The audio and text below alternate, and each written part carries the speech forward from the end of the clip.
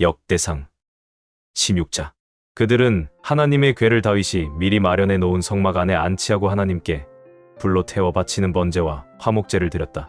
제사가 끝났을 때 다윗은 여호와의 이름으로 백성들을 축복하고 남녀 모든 사람에게 빵 하나와 고기 한 조각과 건포도 빵 한 개씩 나누어 주었다. 다윗은 일부 레위 사람들을 뽑아 이스라엘의 하나님 여호와께 노래하고 찬양하며 여호와의 궤 앞에서 섬기도록 하였다. 이 직무를 맡은 책임자는 재금을 치는 아삽이었으며 그를 돕는 자들은 스가랴, 여이엘, 스미라못, 여이엘, mat디디아, 엘리압, 브나야, 오베데돔, 그리고 또 다른 여이엘이었는데 이들은 모두 비파와 수금을 타는 자들이었다. 또 브나야와 야하시엘 두 제사장은 하나님의 궤 앞에서 정규적으로 나팔을 불었다. 그날 다윗은 아삽과 그 동료들에게 먼저 이런 감사의 찬송을 여호와께 부르도록 하였다. 너희는 여호와께 감사하고 그의 이름을 선포하며 그가 행하신 일을 온 세상에 알게 하라. 그에게 노래하고 그를 찬양하며 그의 신기한 일을 말하라. 그의 거룩한 이름을 자랑하라. 여호와를 찾는 자에게는 즐거움이 있으리라. 너희는 여호와를 찾고 그의 능력을 구하며 항상 그를 바라보아라. 여호와의 종 야곱의 후손들아, 하나님이 택하신 이스라엘의 자손들아, 너희는 그가 행하신 놀랍고 신기한 일과 그가 내린 심판을 기억하라. 그는 여호와 우리 하나님이시다. 그가 온 세상을 심판하신다. 너희는 그의 영원한 계약 천대에까지 명령하신 그의 말씀을 기억하라. 이것은 그가 아브라함과 맺은 계약이며 이삭에게 하신 맹세요 야곱에게 하신 약속이며 이스라엘과 맺은 영원한 계약이니 이것이 바로 내가 가나안 땅을 너에게 주어 내 소유가 되게 하겠다고 하신 말씀이다. 이스라엘 백성의 수가 매우 적고 가나안 땅에서 그들이 나그네가 되어 이 민족 저 민족, 이 나라 저 나라로 방황할 때에도 하나님은 아무도 그들을 괴롭히지 못하게 하시고 그들을 위해 모든 왕들에게 경고하셨다. 나의 택한 종들에게 손대지 말고 나의 예언자들을 해하지 말아라. 온 땅이여 여호와께 노래하며 그의 구원의 기쁜 소식을 날마다 전파하라. 그의 영광을 온 세계에 선포하고 그가 행하시는 놀라운 일을 모든 민족에게 말하라. 여호와는 위대하시고 높이 찬양을 받으실 분이시니 모든 신보다 두려워해야 하리라. 세상의 모든 신들이 다 우상에 불과하나 여호와는 하늘을 만드셨다. 영광과 위엄이 그 앞에 있고 능력과 즐거움이 그의 처소에 있구나. 세상의 모든 민족들아, 영광과 능력을 여호와께 돌려라. 여호와의 이름에 합당한 영광을 그에게 돌리고 예물을 가지고 그의 성전에 들어가며 거룩한 옷을 입고 여호와께 경배하라. 온 땅이여 그 앞에서 떨어라. 세계가 굳게 서서 움직이지 않는구나. 하늘이여 기뻐하라.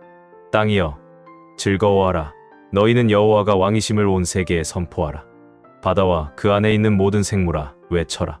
밭과 그 가운데 있는 모든 것들아 즐거워하라. 그때 숲속의 나무들이 여호와 앞에서 즐겁게 노래하리니 주께서 땅을 심판하러 오실 것임이라. 여호와께 감사하라. 그는 선하시며 그의 사랑은 영원하다. 너희는 부르짖어라. 우리 구원의 하나님이시여 우리를 구원하소서. 여러 나라에서 우리를 모으고 구출하셔서 우리가 주께 감사하고 주의 거룩한 이름을 찬양하게 하소서. 이스라엘의 하나님 여호와를 찬양하라. 지금부터 영원히 그를 찬양하라. 그러자 모든 백성들은 아멘 하고 여호와를 찬양하였다. 다윗은 아삽과 그의 동료 레위인들이 여호와의 법궤 앞에서 항상 섬기며 매일 정규적인 일을 맡아 하게 하였다.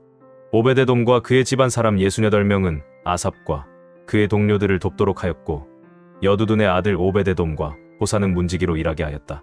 한편 다윗은 제사장 사독과 그의 동료 제사장들에게 기브온 언덕에 있는 여호와의 옛 성막에서 계속 여호와를 섬기도록 하였다. 그래서 그들은 여호와께서 이스라엘 백성에게 명령하신 대로 매일 아침 저녁으로 번제단에서 여호와께 제사를 드렸다. 다윗은 또 헤만과 여두둔과 그리고 다른 몇 사람을 뽑아 특별히 여호와의 한결같은 사랑과 자비에 대하여 감사의 찬송을 부르도록 했는데 헤만과 여두둔은 다른 이들의 찬송에 맞추어 나팔과 재금과 다른 악기들을 연주하였다. 그리고 여두둔의 아들들은 문을 지키는 책임을 맡았다. 그러고서 모든 사람들은 각자 자기 집으로 돌아갔고 다윗도 자기 가족을 축복하려고 집으로 돌아갔다. 야고보서 3장. 형제 여러분, 너도 나도 선생이 되겠다고 하지 마십시오. 여러분도 다 아는 일이지만 선생된 우리가 더 큰 심판을 받을 것입니다. 우리는 다 실수가 많은 사람들입니다.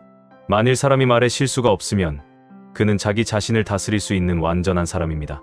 우리는 말의 입에 재갈을 물려 마음대로 부립니다. 배를 보십시오. 그렇게 큰 배가 강풍에 밀려다녀도 항해사는 아주 작은 키 하나로 그 배를 마음대로 조종합니다.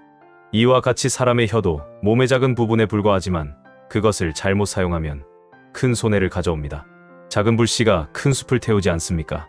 그러므로 사람의 혀는 불과 같고 악으로 가득 찬 세계와 같습니다. 혀는 몸의 한 부분이지만 온몸을 더럽히고 우리의 생애를 불태우며 끝내는 혀 그 자체도 지옥불에 타고 맙니다. 온갖 짐승과 새와 파충류와 바다 생물은 사람에 의해서 길들여지고 있고 또 길들여졌습니다. 그러나 혀를 길들일 사람은 아무도 없습니다. 혀는 걷잡을 수 없는 악이며 죽이는 도구로 가득 차 있습니다. 우리는 이 혀로 하나님을 찬송도 하고 그분의 모습으로 창조된 사람들을 저주도 합니다. 한 입에서 찬송과 저주가 나오고 있습니다. 형제 여러분, 이런 일이 있어서는 안 되겠습니다. 한 샘에서 단물과 쓴물이 함께 나올 수 있겠습니까? 형제 여러분, 무화과 나무가 감람 열매를 맺거나 토도덩굴이 무화과를 맺을 수 있겠습니까? 이와 같이 짠 샘이 단물을 낼 수는 없습니다. 여러분 가운데 지혜롭고 총명한 사람이 누구입니까? 선한 생활로 그리고 지혜로운 겸손의 행위로 그것을 나타내 보이십시오. 그러나 마음속에 지독한 시기심과 이기적인 욕망이 있다면 여러분은 자랑하지 마십시오.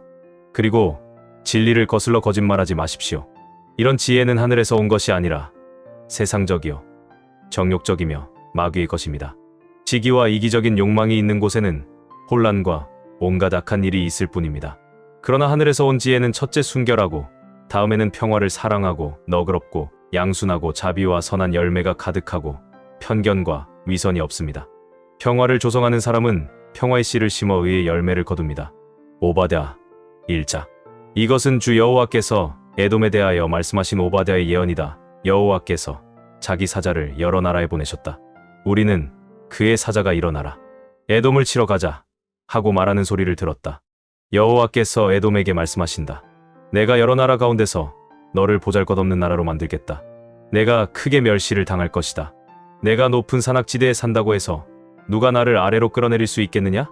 하고 말하지만 너는 내 교만에 속고 있다.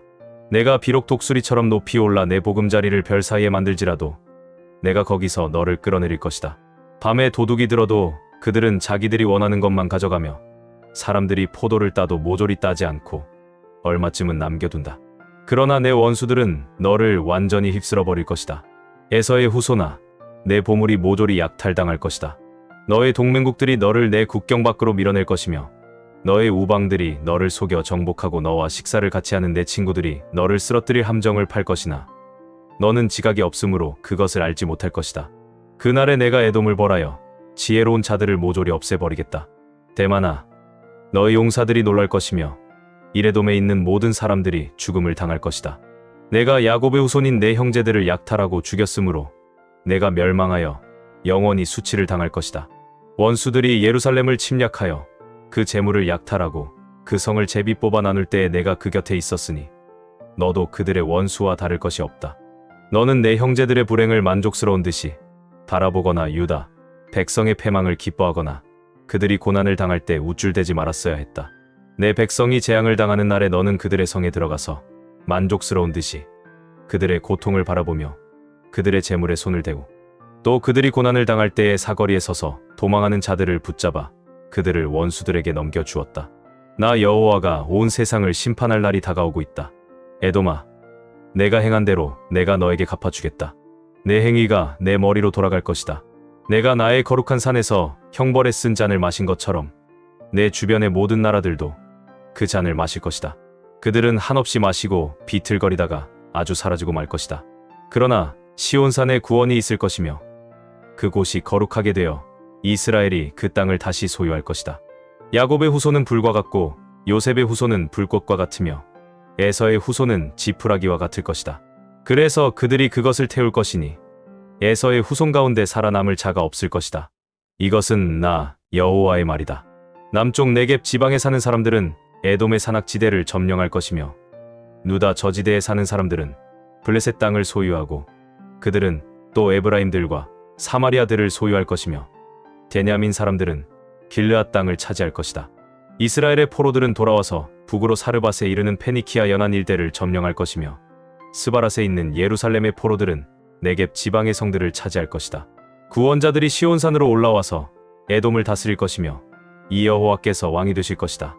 누가복음 5장. 예수님이 게네사렛 호숫가에서 말씀하실 때 많은 사람들이 하나님의 말씀을 들으려고 밀려왔다. 그때 호숫가에는 배 두 척이 있었고 어부들은 배에서 내려 그물을 싣고 있었다. 예수님은 그것을 보시고 그 중 하나인 시몬의 배에 오르셨다.